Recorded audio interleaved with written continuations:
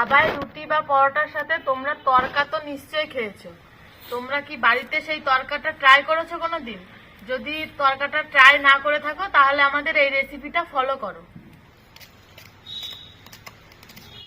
তেলের মধ্যে গোটা জিরে আর গোটা পাঁচফোড়ন ফোড়ন দিয়ে দিয়েছি। এবার এর মধ্যে দিচ্ছি কুচানো রসুন, এবার দিচ্ছি আদা কুচি। এটাকে একটু ভালো করে ভেজে নেব।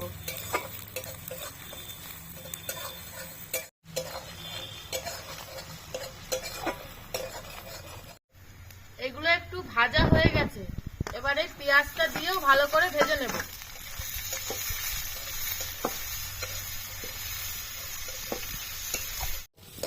এবার দিচ্ছি টমেটো, এবার একটু নুন দিচ্ছি।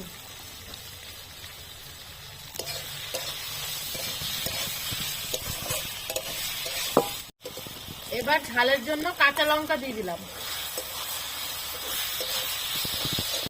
এখানে আছে ধনে গুঁড়ো, একটু হলুদ আর হচ্ছে লঙ্কা গুঁড়ো, এটা দিয়ে দিচ্ছি। তারপরে ভালো করে কষিয়ে নিচ্ছি।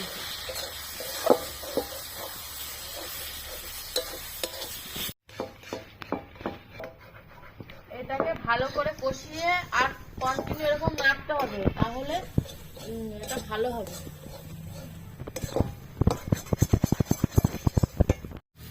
এবার দিচ্ছি কিছুটা কস্তুরি মেথি।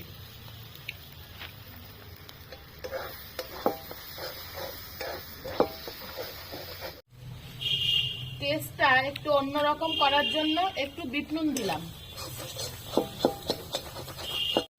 এবার এর মধ্যে ডিম ফাটিয়ে দিচ্ছি।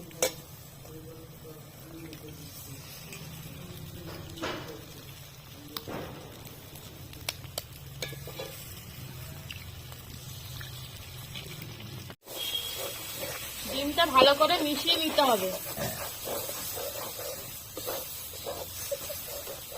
এখানে আছে রাজমা, ছোলার ডাল আর গোটা মুগ ডাল, এটাকে আমি আগে থেকে সেদ্ধ করে নিয়েছি। এবার এই মশলার মধ্যে এটা দিয়ে দেব।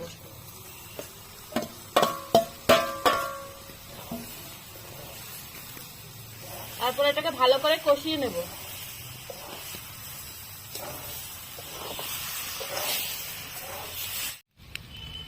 ভালো করে কষিয়ে নিয়েছি, এবার জল দিচ্ছি। তড়কা হয়ে গেছে, এবার নামিয়ে নিচ্ছি।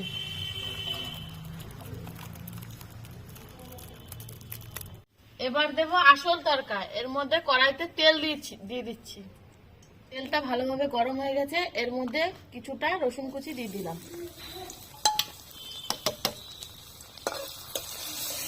রসুন কুচিটা ভালো করে ভেজে নেব। এর মধ্যে দিলাম কিছুটা কস্তুরি মেথি। তারপর দিচ্ছি কাশ্মীরি লঙ্কা গুঁড়ো।